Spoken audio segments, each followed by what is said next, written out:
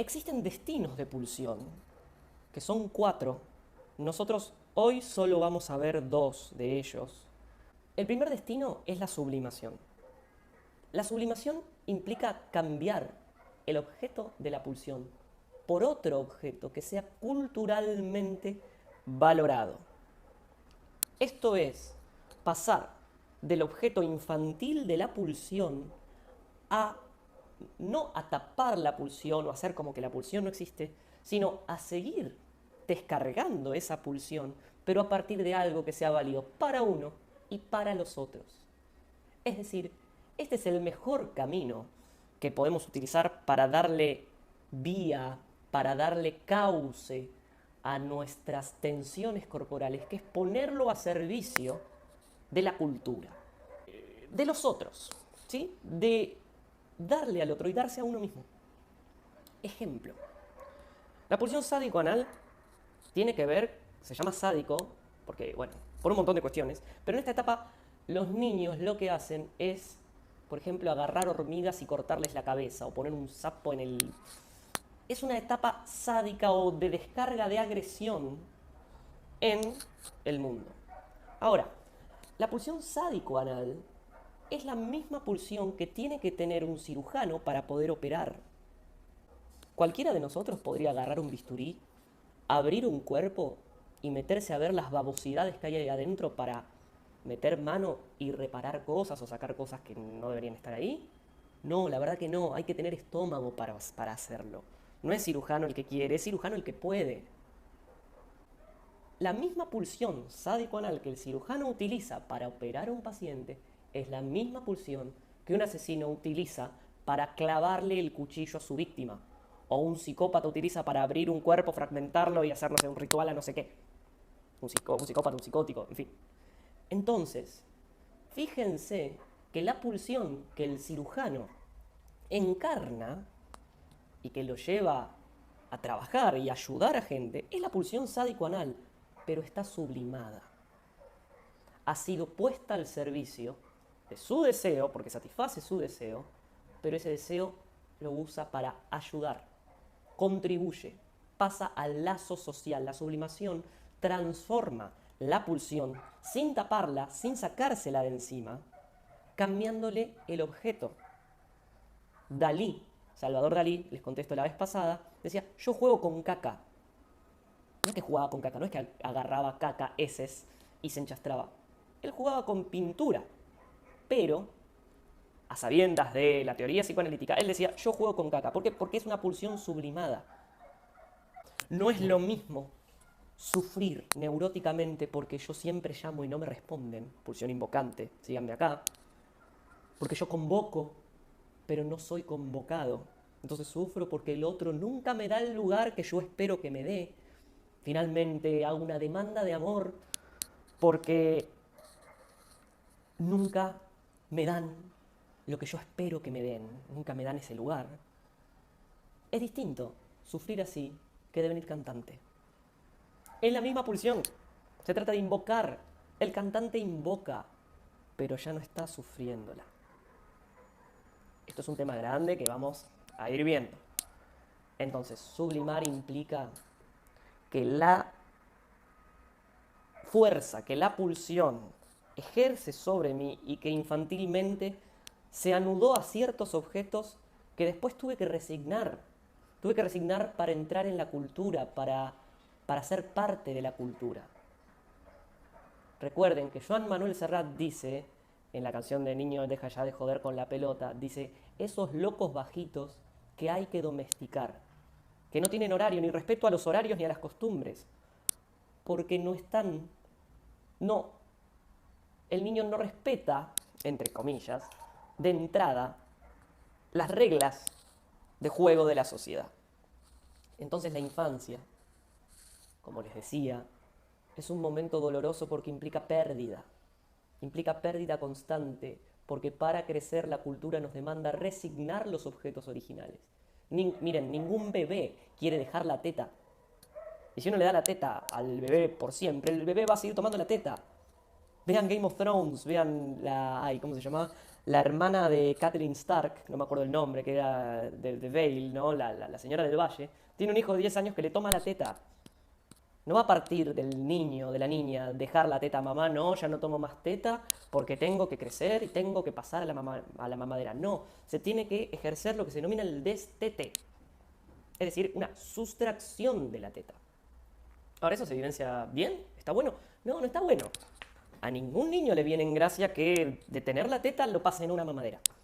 Y a ningún niño le viene en gracia después que le saquen la mamadera, que después le saquen el chupete, y que después cuando él quiere chupar todo y agarra una sabanita, que esa es siempre su sabanita y es lo que se llama objeto transicional, también se lo saquen, lo fuercen a resignar ese objeto.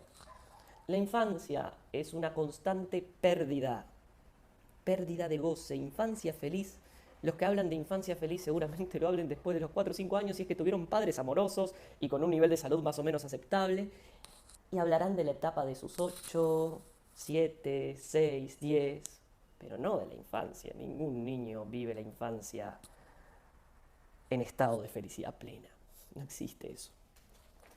Implica pérdida, implica resignar, implica que lo que alguna vez me gustó, me lo sacan. Y es importante que me lo saquen, porque cuando me lo sacan, paso a otra cosa. Cuando pierdo algo, paso a otra cosa. En psicoanálisis se dice, lo problemático es que la falta falte. Lo problemático es que no se le quite la teta. La cultura entonces opera vaciando el cuerpo de goce. Esto obviamente va a estar en contradicción con todas las culturas del hedonismo que dicen que la vida es disfrutar de los placeres corporales. Eso lleva directo a la muerte. Hay otro tipo de disfrute que es el disfrute del deseo y el de la sublimación. En fin, me derivé por aquí, pero estaba hablando de la sublimación porque la pérdida del objeto caca como lugar para jugar o el enchastrar toda la mesa como lugar de juego en un niño que está en esa etapa, después puede mutar en pintura, después puede mutar en canto, después puede mutar en otras cosas que van por la vía de la sublimación. Entonces la sublimación es el mejor camino que se puede tomar, porque uno sigue satisfaciendo la pulsión, pero ya ahora puesta en el servicio de uno y de los demás. Otro camino que se puede tomar es cuando la pulsión se fija a un objeto infantil y a la fantasía que acompaña a ese objeto en el camino regresivo, que la pulsión sea reprimida, que se reprima. Y este camino ya no es muy feliz, no es como el camino de la sublimación. El camino de la represión actúa haciendo como que no existe esa tensión, reprimiéndola. La palabra en alemán es Verdrängung. La Verdrängung es al mismo tiempo ocultar algo, pero sustituirlo por otra cosa. Entonces, yo tengo mi objeto pulsional de la infancia, no lo quiero resignar, y hay mucha pulsión que se fija a ese objeto. La cultura me demanda abandonarlo, pero yo internamente no lo quiero abandonar. Entonces, actúo como si yo no estuviera fijado a eso. Actúo como si eso no pasara. El problema de la represión, como vamos a ver ahora cuando veamos un gráfico, el problema de la represión es que la represión siempre es fallida.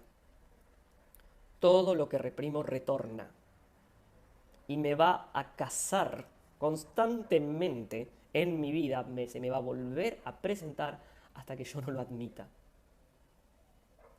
Todo lo reprimido retorna porque la represión falla. Entonces, cuando reprimo, me vuelve. ¿Pero dónde me vuelve? Me vuelve en otro lado. Me vuelve en el síntoma. Un síntoma neurótico, entonces, es que la represión falló porque eso que reprimió me vuelve a aparecer, pero con un disfraz, con otra cara, tal como en el sueño. Recuerden, las formaciones del inconsciente es el retorno de lo reprimido en la conciencia. Obviamente, al retornar a la conciencia, no retorna en su texto original, retorna disfrazado, retorna en un sustituto.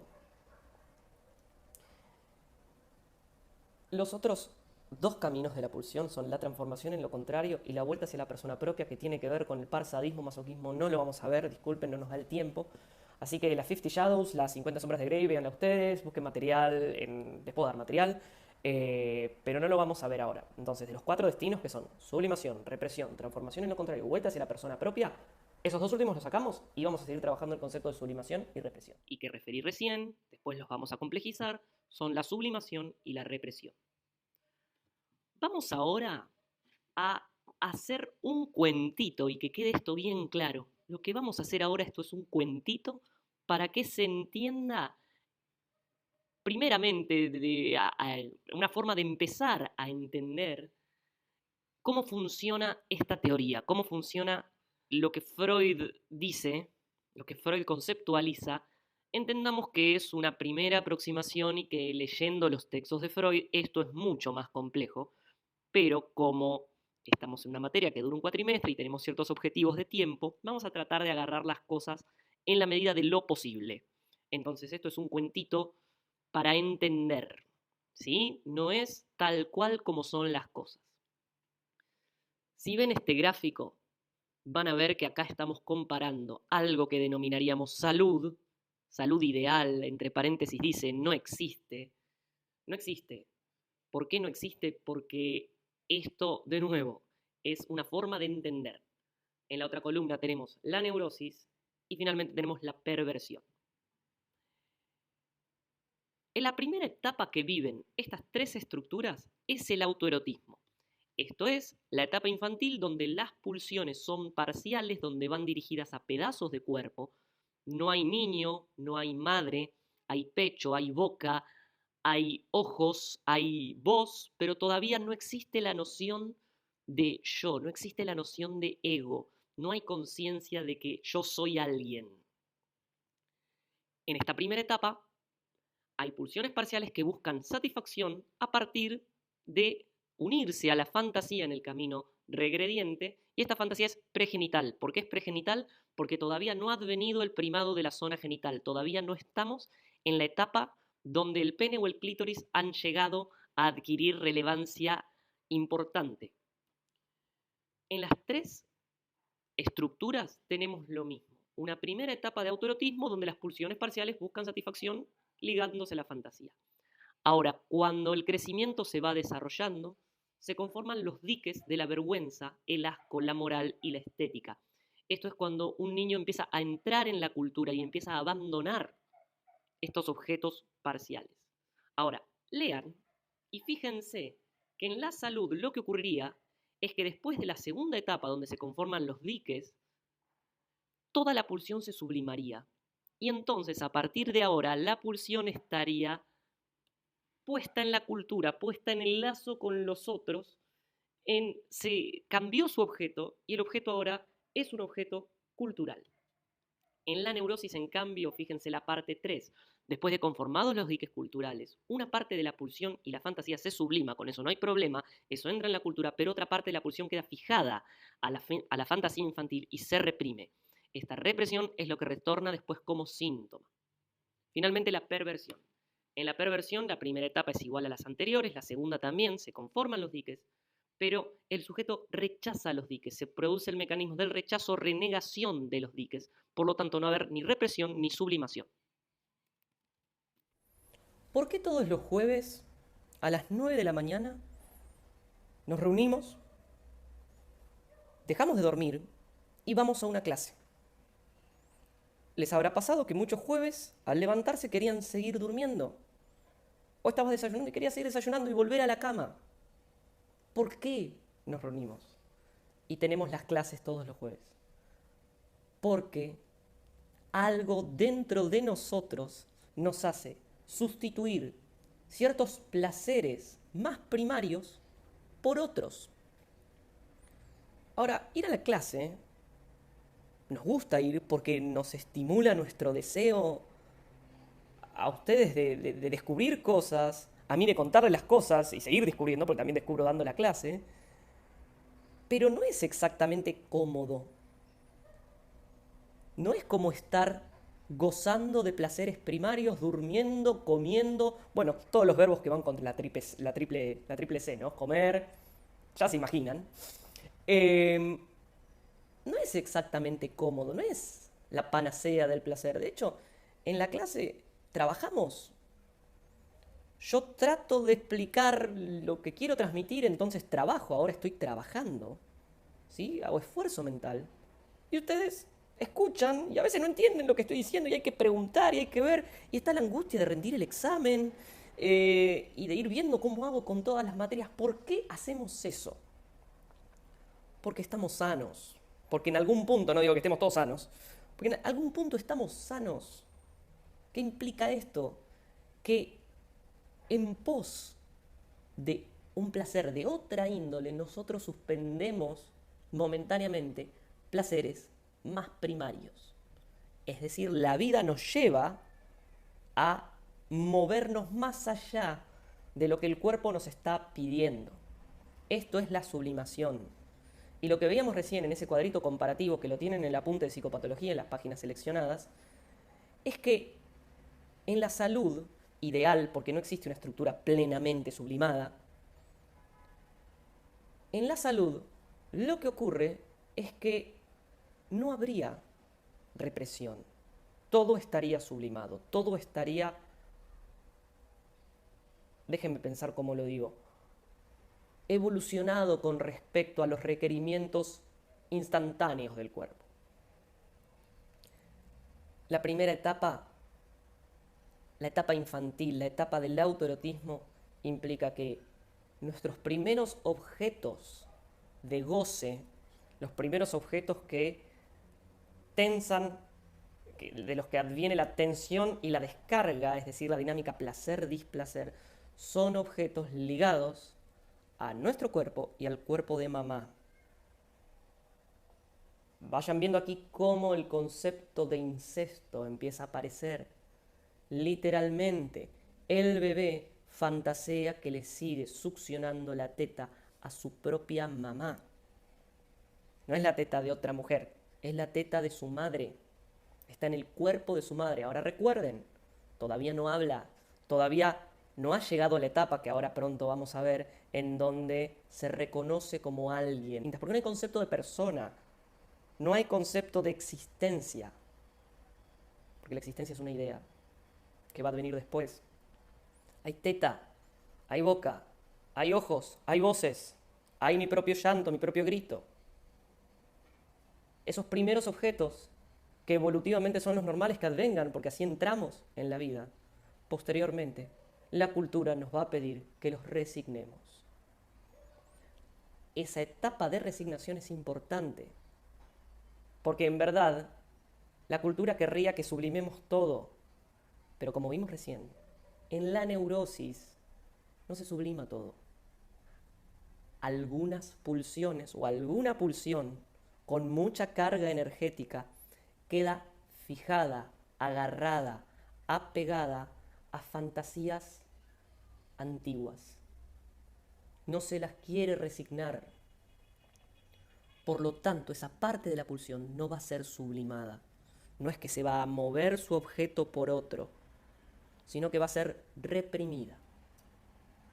Cuando reprimo, eso se inscribe en lo que denominamos neurosis, porque la represión implica el retorno de lo reprimido en las formaciones del inconsciente. Lo reprimido es lo negado.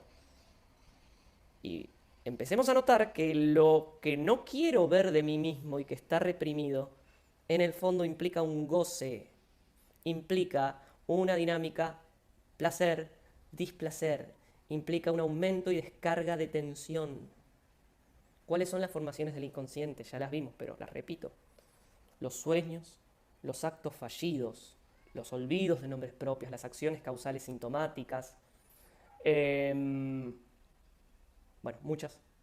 Y principalmente los síntomas neuróticos, que son aquellos por los cuales un paciente se adviene a un psicoanalista o a una terapia o a una iglesia, no importa, para curarse. Ahora, una buena pregunta. ¿Por qué se tarda en mover los síntomas? ¿Por qué la cura no es rápida? ¿Por qué el psicoanálisis lleva tiempo? Porque hay una paradoja en todo analizante. En uno mismo también como analizante. Recuerden que el analista, antes de ser analista, es analizante. ¿Cuál es la paradoja? Que uno se quiere curar y al mismo tiempo no quiere resignar ese goce. Por lo tanto, ¿qué hay en el fondo de un síntoma? ¿Qué hay en el fondo de un sueño? ¿Qué hay en el fondo de un acto fallido? Hay un goce. Hay sensaciones de placer, displacer proveniente de fuentes que la pulsión representa. Hay dolor, pero también hay descarga del dolor. Y es esa dinámica la que se resiste a abandonar. El concepto de resistencia tiene que ver con que en el fondo uno goza con sus síntomas. Uno goza a nivel primario porque las pulsiones se satisfacen. Y a veces, y esto es muy complejo de mover en la clínica, también se goza de manera secundaria. El paciente hace de su síntoma la bandera de la enfermedad, se identifica a su síntoma y termina amando su síntoma. Entonces, cuando eso ocurre, un paciente está gozando a nivel primario, pero también a nivel secundario. ¿Qué significa gozar a nivel secundario? Es gozar de los beneficios que implica estar enfermo. ¡Qué locura! Me van a decir, ¿quién tiene un beneficio de estar enfermo? La enfermedad puede ser gozada. Ya desde que somos chiquitos aprendemos, no quiero ir a la escuela, quiero quedarme con mamá y estar en la cama con mamá, ir al supermercado con mamá y ser feliz como dos enamorados. Me pongo en el carrito y voy contento con mamá y es... ¿Y qué uso?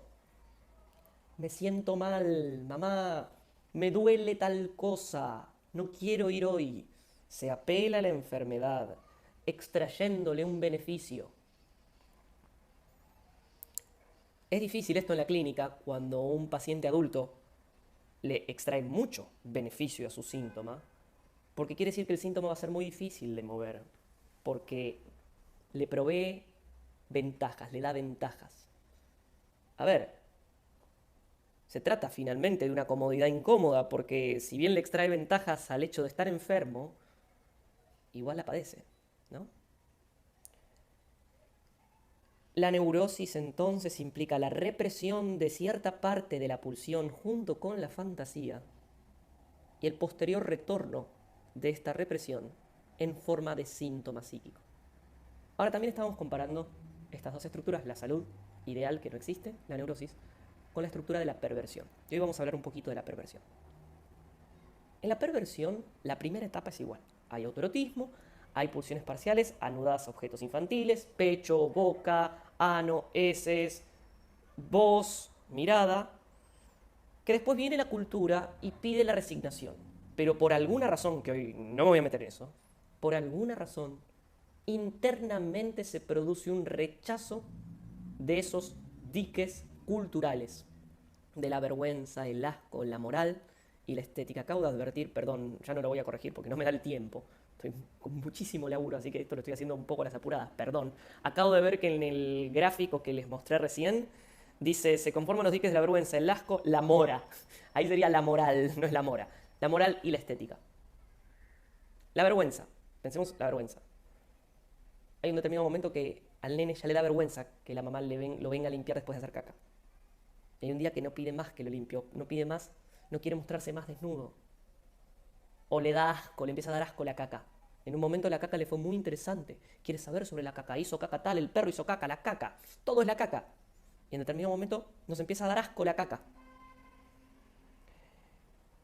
Esos son los diques culturales que es que estamos resignando los objetos antiguos, que hoy en día los adultos nos dan o vergüenza o asco, o la moral no nos hace ir por ahí, y la estética no nos resulta lindo. Bien, ¿qué pasa en la perversión? Internamente el sujeto rechaza estos diques, reniega de ellos, actúa como si no estuvieran. Por lo tanto, en la perversión no hay represión, no hay sublimación. Por lo tanto, no hay inconsciente. Por lo tanto, no hay síntoma que retorne. Me corrijo. Olvídense eso que dije, no hay inconsciente, es un poquito más complejo, pero no hay síntoma como en la neurosis. ¿Qué significa esto?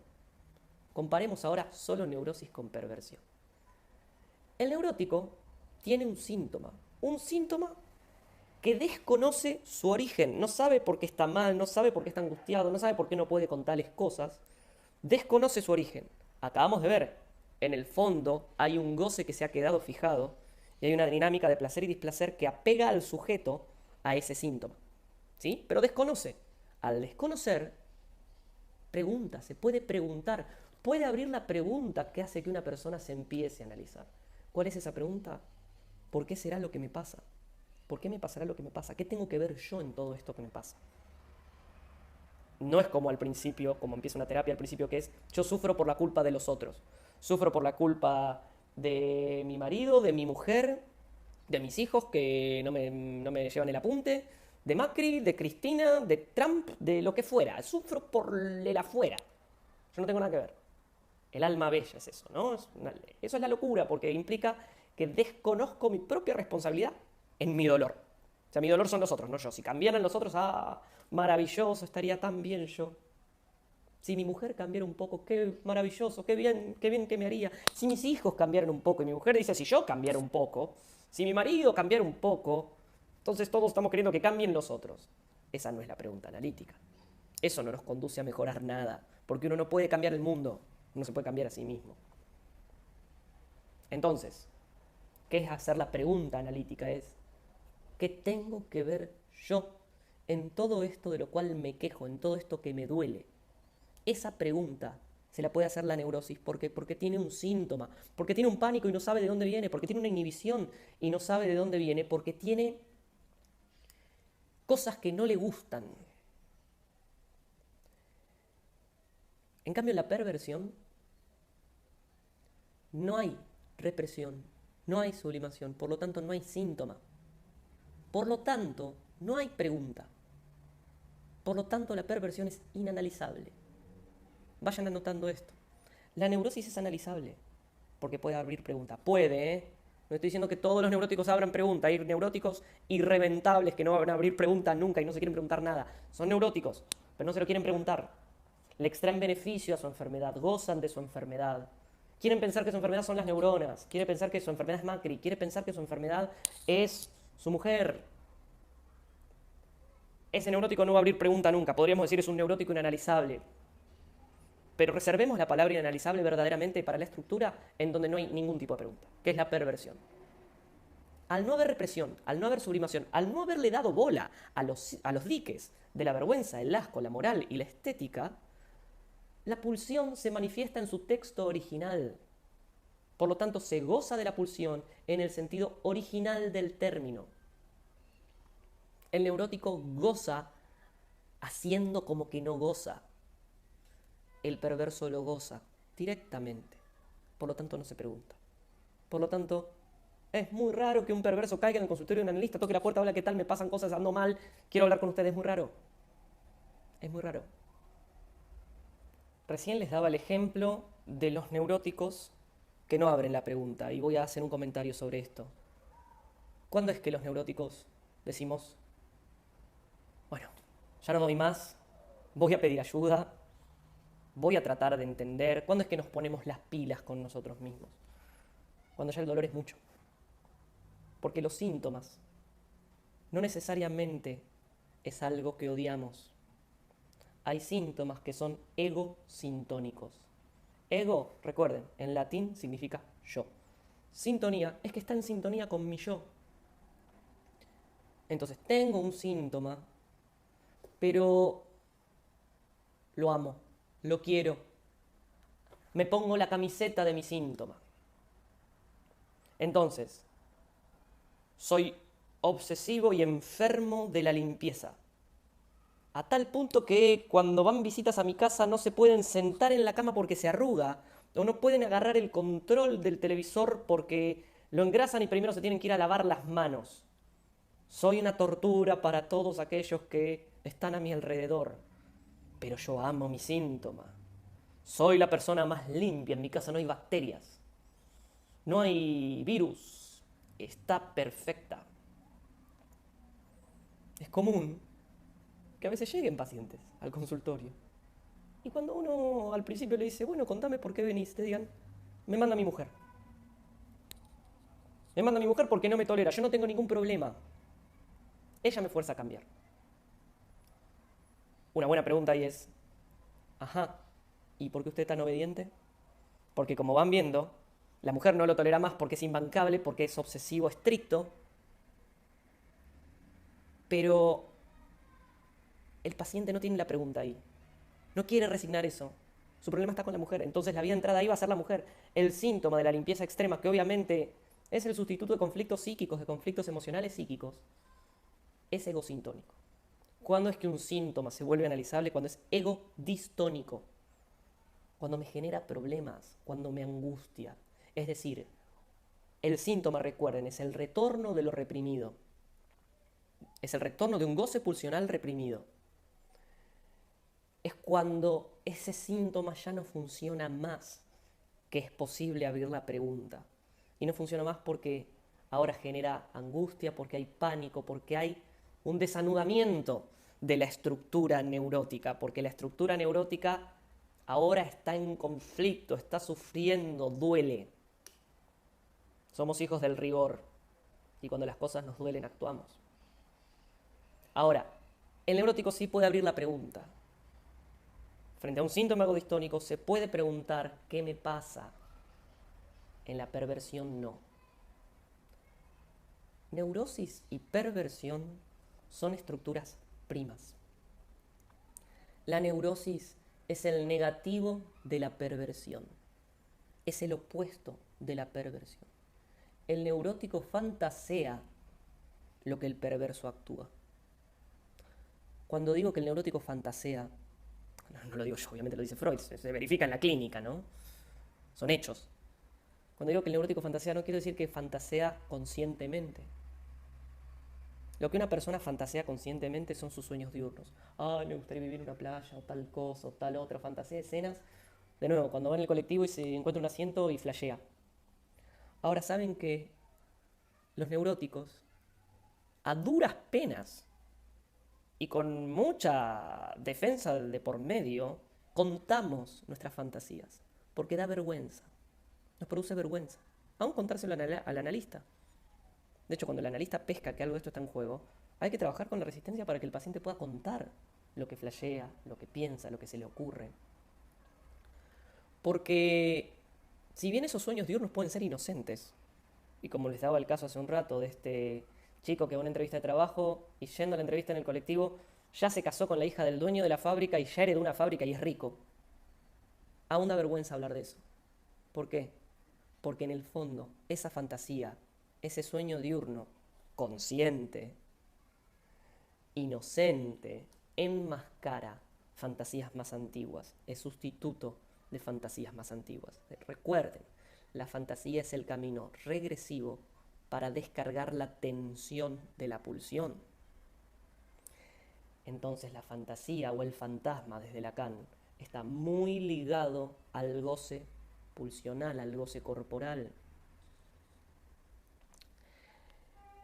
¿Esto qué implica?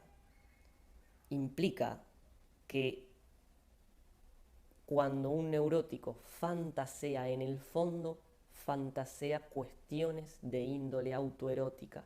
La fantasía es siempre autoerótica, el sueño diurno es autoerótico, es paja mental, es masturbación mental, es ponerse a pensar en lucecitas de colores y hacerse historias y es como jugar al Sims mental. Qué interesante el juego de los Sims.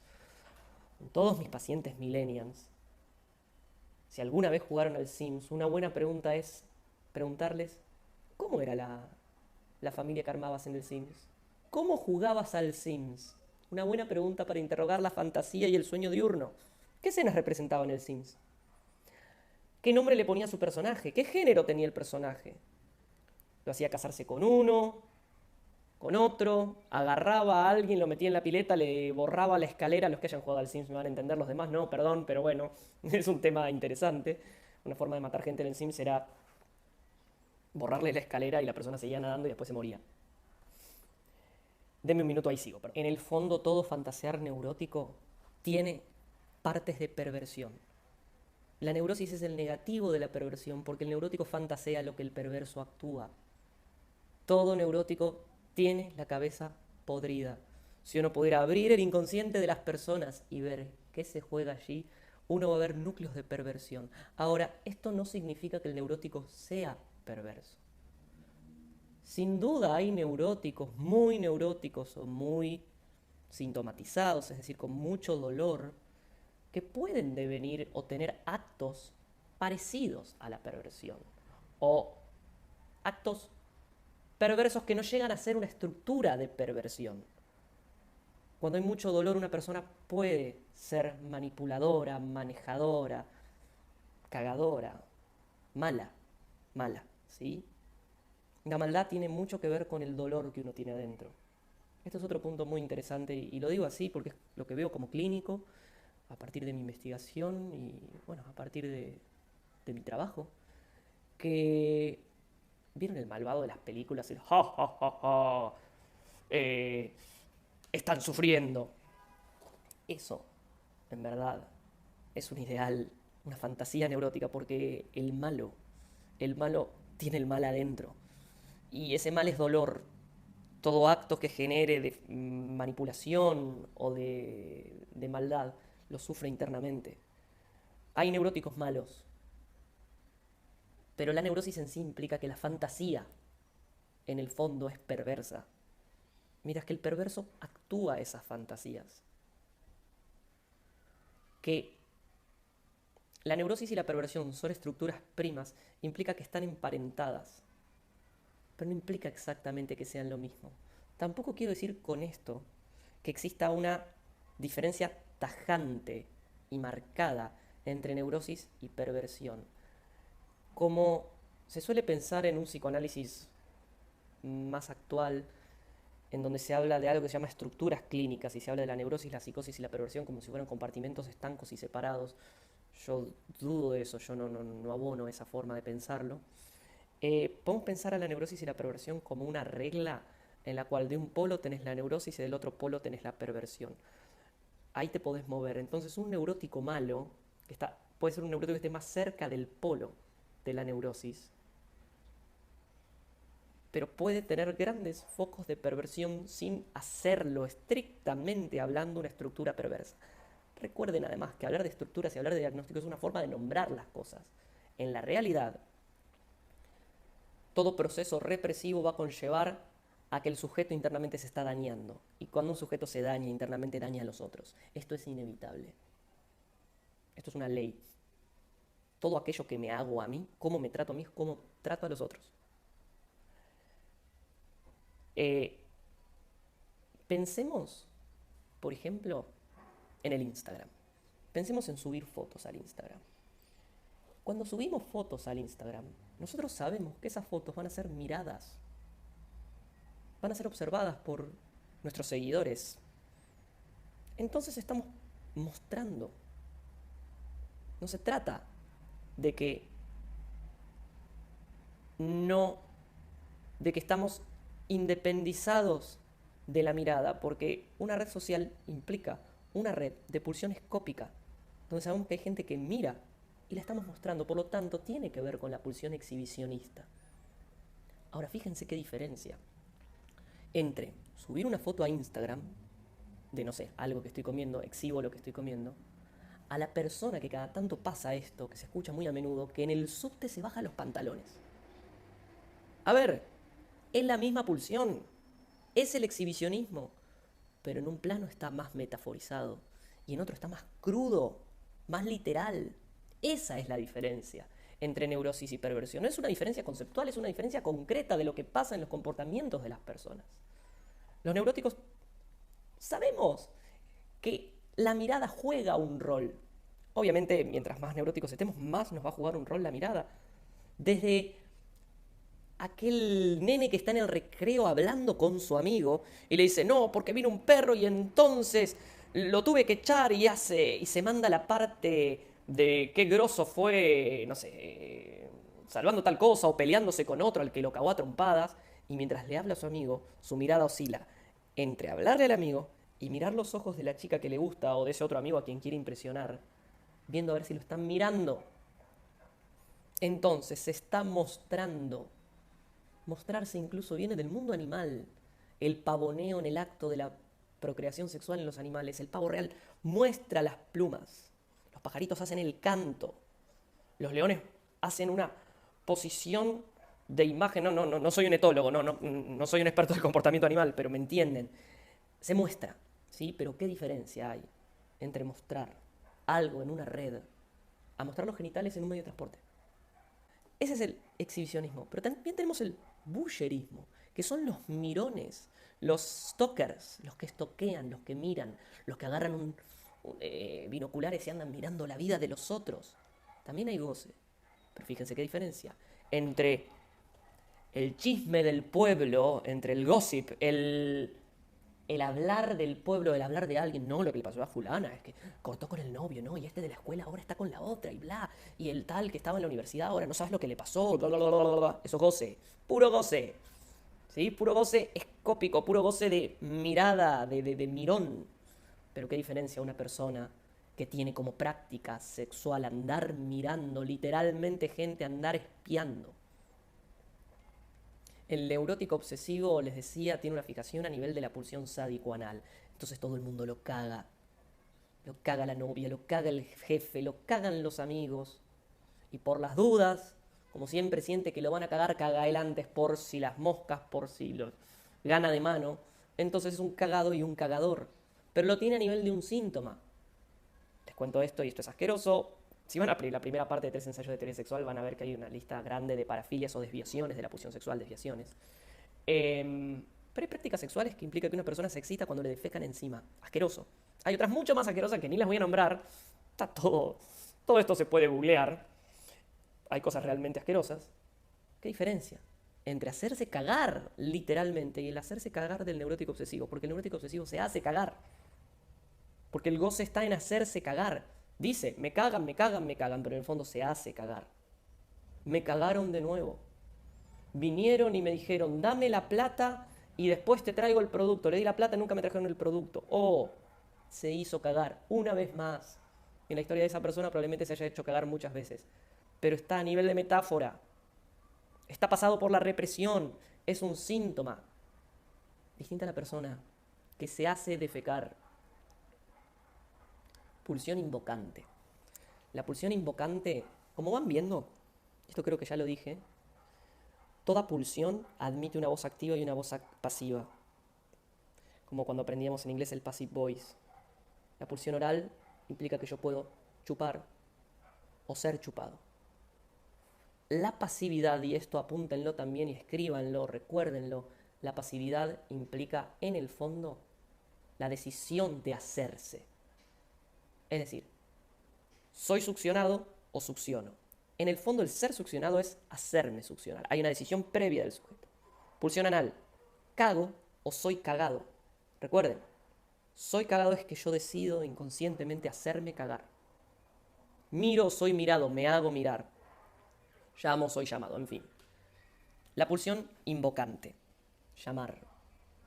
¿Por qué hoy en día estamos muy apegados a nuestros celulares? Porque los celulares son objetos de goce pulsional. Al principio, cuando teníamos los viejos socotrocos, los celulares grandes, o después con los Movicom, en fin, el celular solo era una fuente de pulsión invocante, porque era llamada. Hoy en día los celulares también son fuentes de pulsión escópica, porque también miramos, hay redes sociales. Ahora se ha agregado la pantalla, hace ya muchos años, pero se ha agregado la pantalla con los smartphones. La tecnología avanza al punto tal de que la tecnología busca representar todas nuestras pulsiones en el aparato. Ese es uno de los avances principales de la tecnología. Hasta ahora, hoy en día, lo que hay en un celular o en una computadora es mirada, pulsión invocante y pulsión escópica. Si la tecnología avanzara hasta las realidades virtuales, por ahí podría intervenir por otros lados, que es lo que ya muchas películas, muchos materiales de documentales hablan, ¿no? De una forma de inscribir una realidad virtual que represente el cuerpo. Me estoy desviando, pero hago el comentario, una nota al pie, interesante. Si ustedes recuerdan cuando aparecían las primeras consolas de juegos, el Atari, el Nintendo, en fin, las consolas antiguas, el que jugaba tenía un control en el cual modificaba cosas en la pantalla, ¿no? A medida que la tecnología fue avanzando, el control fue desapareciendo. El control es el mando, ¿no? El comando, el mando. Fue desapareciendo y hoy hay juegos donde el mando, el control es mi cuerpo. Yo hago movimiento y eso hace un efecto en el juego, como en las nuevas consolas, ¿no? Uno puede jugar al ping-pong, en fin, es el cuerpo el mando. Hay una desaparición del mando, el mando, el control mediaba entre la pantalla y la persona. En el medio estaba el control. Al desaparecer eso, hay un acercamiento entre el cuerpo y la pantalla y el aparato de realidad virtual. Si a eso le agregamos La realidad virtual, que es cuando nos ponemos el coso, perdónenme que hablo mal, es como me sale, para ver y mover la vista y estar en otro lugar, fíjense cómo cada vez va tomando más el cuerpo. ¿Y qué va tomando? La pulsión. Va tomando la dinámica placer-displacer.